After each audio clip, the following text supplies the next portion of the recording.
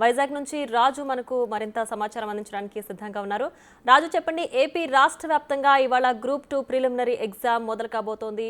10 గంటల 30 నిమిషాలకు స్టార్ట్ అవబోతోంది కదా. సో అక్కడ భద్రత ఏ విధంగా ఉంది, విద్యార్థులకు సంబంధించి అక్కడ ఫెసిలిటీస్ ఎలా ఉన్నాయి, పూర్తి డీటెయిల్స్ ఏంటి?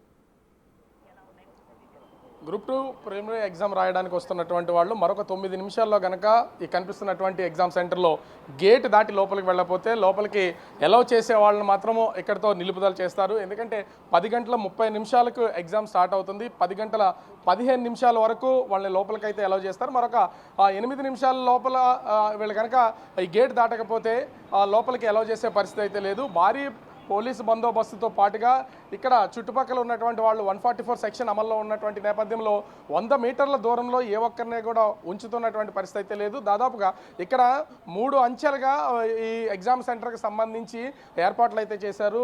స్టార్టింగ్లో మెయిన్ గేట్ దగ్గర వాళ్ళు హాల్ టికెట్ చెక్ చేసుకుని లోపలికి వెళ్తున్నటువంటి పరిస్థితి అయితే ఉంది.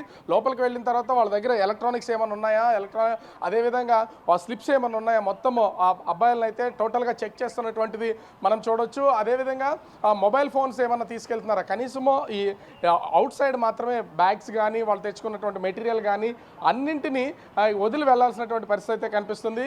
దాదాపుగా ఏపీ వ్యాప్తంగా జరుగుతున్నటువంటి ఈ ఎగ్జామ్కి సంబంధించి 899 పోస్టులు అయితే ప్రస్తుతం గ్రూప్ 2కి సంబంధించి పరీక్ష అయితే నిర్వహిస్తున్నారు.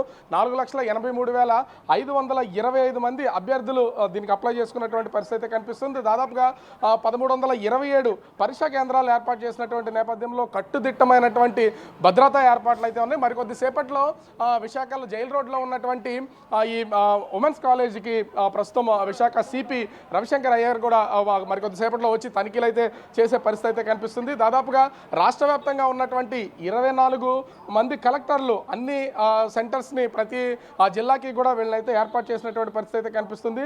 ఇంచుమించుగా 450 మంది రూట్ అధికారులని, 1330 మంది లైజనింగ్ అధికారులను కూడా నియమించడం అయితే జరిగింది. 51 మంది ఏపీఎస్సి సంబంధించినటువంటి పర్యవేక్షణ అధికారులను కూడా నియమించినటువంటి నేపథ్యంలో ఎగ్జామ్కి కట్టుదిట్టమైనటువంటి ఏర్పాట్లు చేశారు. అంటే ముఖ్యంగా ఏ ఎగ్జామ్కి అయినా సరే టైం అనేది చాలా ఇంపార్టెంట్. ఇచ్చినటువంటి సమయం లోపల వాళ్ళు గేట్ లోపలికి వెళ్ళనటువంటి పక్షంలో విద్యార్థులు ఎవరిని కూడా లోపలికి అలౌ చేసే పరిస్థితి అయితే లేదు. మనం ఇప్పుడు కాలేజీకి సంబంధించినటువంటి మెయిన్ గేట్ అవుట్ సైడ్ ఉన్నాము, లోపల కనిపిస్తున్నటువంటిది మన విజువల్లో కూడా చూడొచ్చు. అక్కడికి వెళ్ళిన తర్వాత బాంబ్ స్క్వాడ్కి సంబంధించినటువంటి స్కానర్స్ కూడా ఉన్నాయి. దాంతో ఎలక్ట్రానిక్స్ని గుర్తించేటటువంటి స్కానర్స్ని కూడా ఏర్పాటు చేశారు. ప్రతి సెంటర్ దగ్గర విశాఖలో ప్రస్తుతం అయితే ఇక్కడ 2 సెంటర్లు, తర్వాత తగరపోల్స్ దగ్గర ఒక సెంటరు, అంటే మెయిన్ ఒక్కొక్క సెంటర్లో ఇంచుమించుగా 400 నుంచి 500 మంది విద్యార్థులు అకామిడేట్ చేసేలాగా పరీక్షా కేంద్రాల్లో ఉన్నటువంటి వాటిని మాత్రమే ఎంచుకున్నటువంటి పరిస్థితి అయితే ఉంది. ఎక్కువ సెంటర్స్ని ఏర్పాటు చేసినా అక్కడ కొంతవరకు భద్రతాపరమైనటువంటి ఇబ్బందులు వస్తాయి కాబట్టి పోలీసులు అయితే ముందస్తుగా అన్ని ఏర్పాట్లు చేసినటువంటి పరిస్థితి అయితే ఉంది.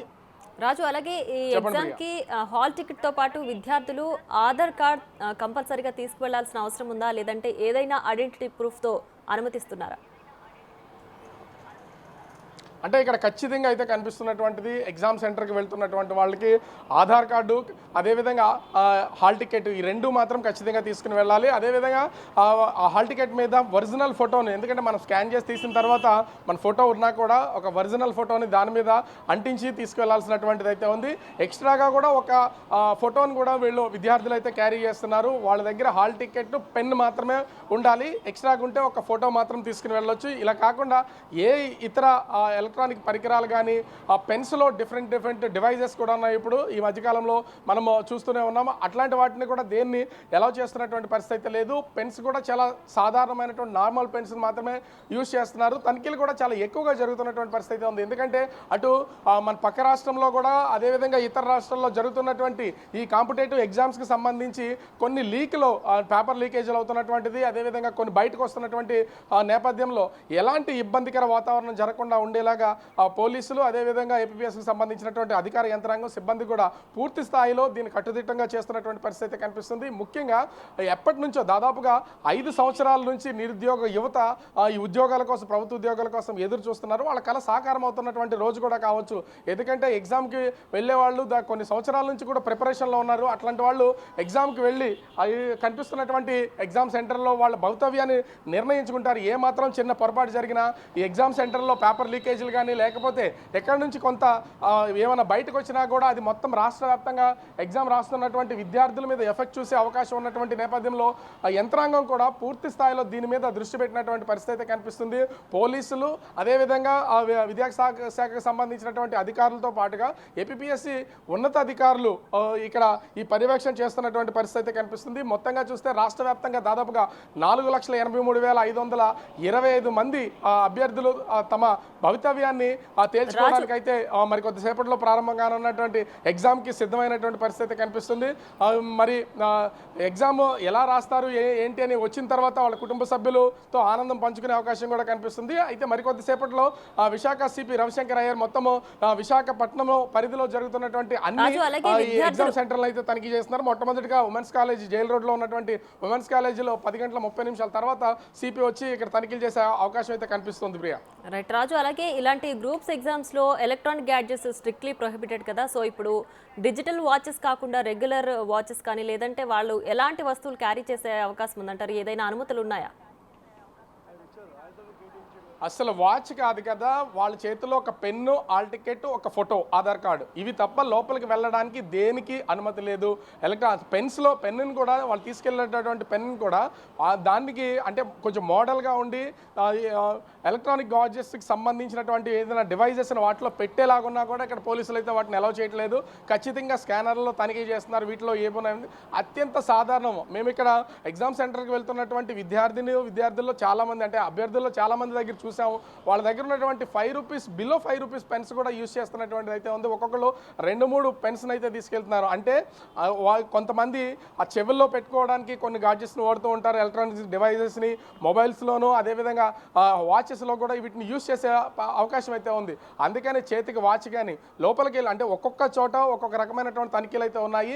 ఇన్సైడ్ ఎగ్జామ్ సెంటర్ లోపలికి అలౌ చేస్తున్నటువంటి ప్లేస్లో మాత్రం ఖచ్చితంగా వాళ్ళు షర్ట్ ఫోల్డ్ చేస్తే ఆ మడత పెట్టినటువంటి మడతను కూడా తీయించి తనిఖీ చేసి అయితే వెళ్తున్నటువంటి పరిస్థితి అయితే ఉంది.